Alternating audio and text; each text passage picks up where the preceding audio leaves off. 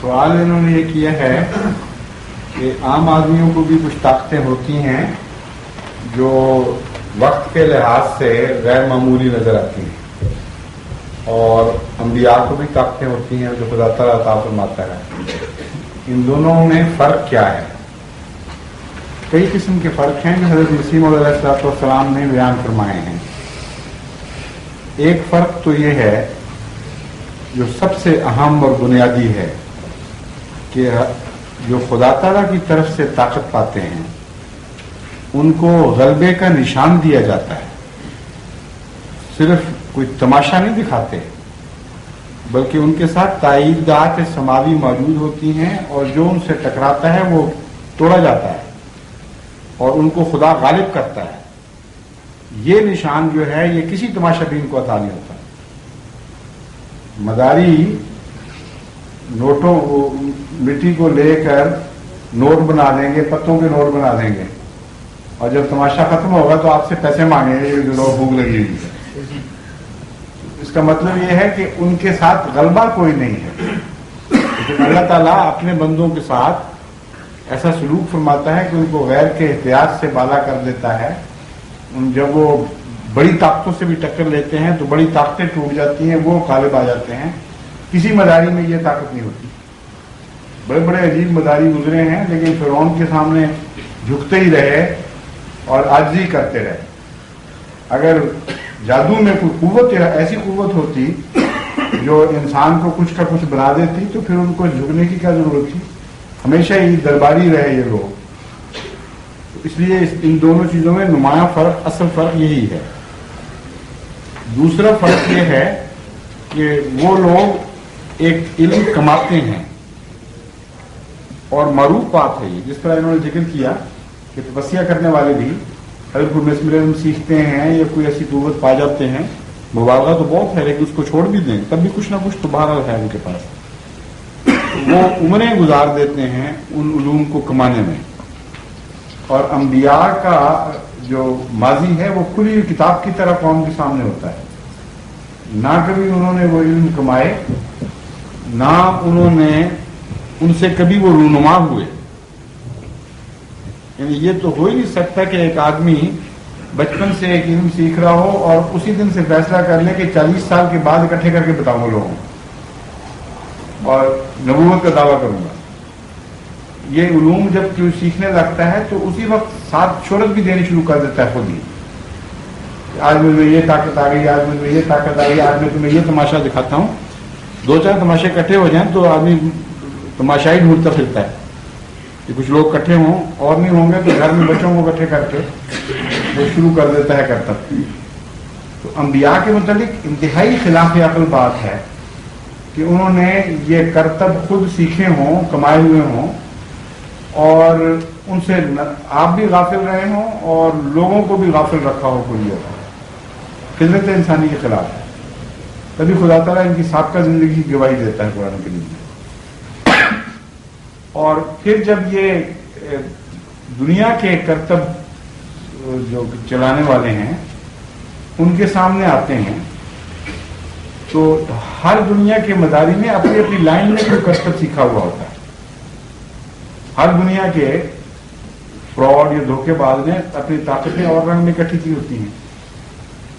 تو یہ کیوں سے اتفاق ہو گیا کہ ہر دفعہ جب ان کی دنیا کے صاحب علم کے ساتھ ٹکر ہو تو دنیا والا مغلوب ہو جائے اور یہ غالب آ جائیں جن کا ان کو علم ہی نہیں تھا، چوائس ان کے پاس نہیں تھا. چنانچہ حضرت موسیٰ علیہ السلام کے ساتھ جب گفتگو ہوئی مداریوں کی تو آپ نے ان کو چوائس دیا. اس میں ان حضرت موسیٰ کی شان ثابت ہوتی ہے. آپ نے کہا انہوں نے کن ہتھیاروں سے لڑنا، تم پہلے دکھاؤ گے اپنا کہ یا تم ہم دکھائیں گے. حضرت موسیٰ کے پاس تو بھائی کچھ نہیں دکھانے والا، سوائے اس کے لیے یہ پتا تھا کہ اللہ میرے ساتھ کھڑا ہے.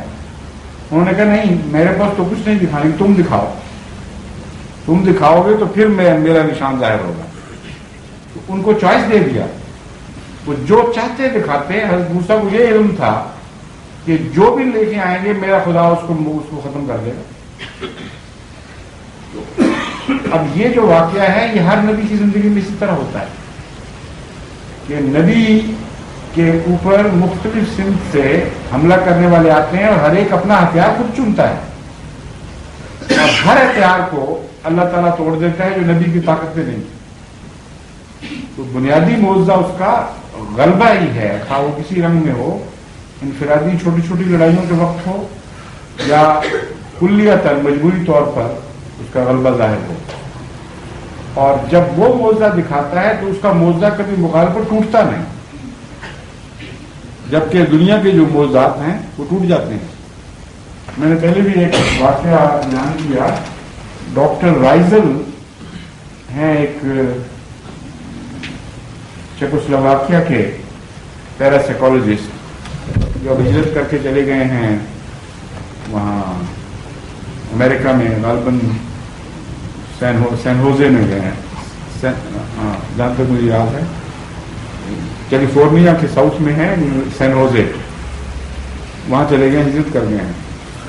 انہوں نے بڑے دلچسپ تجارب کیے ہیں انسان کے اس علم پر کہ وہ اس طاقت پر کہ وہ اپنے نفس میں ڈوب کر مستقبل کے کچھ واقعات پر کنسنٹریٹ کرے اور وہ واقعات ویسے ہو جائیں. اب یہ سادھو والے قصے نہیں ہیں کیونکہ یہ سائنٹیفک لیبارٹریز میں تجربے ہوئے ہیں اور ان کی لمیٹیشنز ہیں، ٹھیک ہے، لیکن جو واقعات ہیں وہ بہت حد تک قابل اعتماد ہیں. اور اسی طرح ایک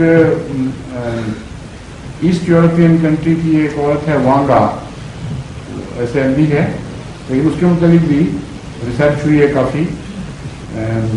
رشین سائنٹسٹ کی ٹیمیں بھی وہاں گئی ہیں، اس کو آبزرو کیا جاتا رہا ہے، سارا ریکارڈ رکھا ہے. اس کے متعلق بھی یہ معلوم ہوا ہے کہ اس کو فن ہے کہ وہ غیب کی خبر بتاتے ہیں. لیکن ان سب کی اسٹڈی کے بعد ایک بات قطعی طور پر ثابت ہو جاتی ہے کہ جو بات ان کو غیب کی بتائی جاتی ہے وہ ان کے خلاف ہو، واقعات بھی بتا دیے گئے ہوں کہ ہوگا، وہ ٹل نہیں سکتے. کوئی ان کی طاقت ایسی نہیں کہ جو اس کو پھر ٹال سکے. لیکن انبیاء جو منظر خبریں دیتے ہیں وہ صرف خبریں نہیں ہیں مستقبل کی، اس کے ساتھ طریق بھی بتاتے ہیں کہ یہ تم کرو گے تو یہ ٹل جائے گا. جو کرتا ہے وہ ٹل جاتی ہے، جو نہیں کرتا وہ مارا جاتا ہے. دونوں طرح وہ پوری ہو جاتی ہے. اس لحاظ سے جس پیشگوئی پر غیر احمدی سب سے زیادہ حملہ کرتے ہیں وہ سب سے زیادہ شاندار پیشگوئی ہے محمدی بیگم. کیونکہ اگر ایک واقعہ ہونا ہو اور ٹل جائے تو لوگ کہیں گے اتفاقاً ہونا ہی نہیں تھا، اور اگر ہو جائے اور ٹلے کوئی نہ تو لوگ کہیں گے تم بھی ایک پیشگوئی کرنے والے ہو، تمہارے پاس یہ کوئی علاج نہیں ہے کہ اس واقعے کو ٹال سکو. اگر خدا کے پاس طاقت ہے تو جو انذار کر سکتا ہے وہ تبشیر بھی کر سکتا ہے. دونوں طاقتیں ہونی چاہیے. تو میرے نزدیک وہ ایک پیشگوئی جس میں یہ دونوں ضدیں اکٹھی ہو گئی ہیں، حیرت انگیز عظیم الشان پیشگوئی ہے. ایسی کوئی اور پیشگوئی آپ کو نظر آئے گی تو بہت شاذ کے طور پر نظر آئے.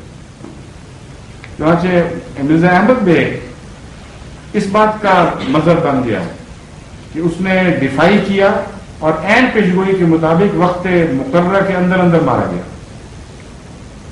اور مرزا سلطان بیگ نے دفاعی نہیں کیا بلکہ عارضی اور انکساری کی. اور مرزا احمد بیگ کے خاندان کی عورتوں نے توبہ کی، احمدی ہوئی. خفیہ عنایت ہمارے میں نے بھی دیکھی نہیں ہیں، وہ بھی انہیں کی خاندان کی تھی. مرزا احمد بیگ کی ہمشیرہ تھی یا ہمشیرہ تھی، وہ خفیہ عنایت کہتے تھے ہم ان کو. وہ کثرت سے ان کے خاندان میں احمدی ہو گئے. اور تو بھی جس طرح الہام کے الفاظ تھے، عورتوں نے خصوصیت سے توبہ کی. اور مرزا سلطان بیگ نے بھی رسول صلی اللہ علیہ وسلم کے دعا کے خط لکھے اور جیسا کہ پیشگوئی میں تھا وہ انذار ٹال گیا.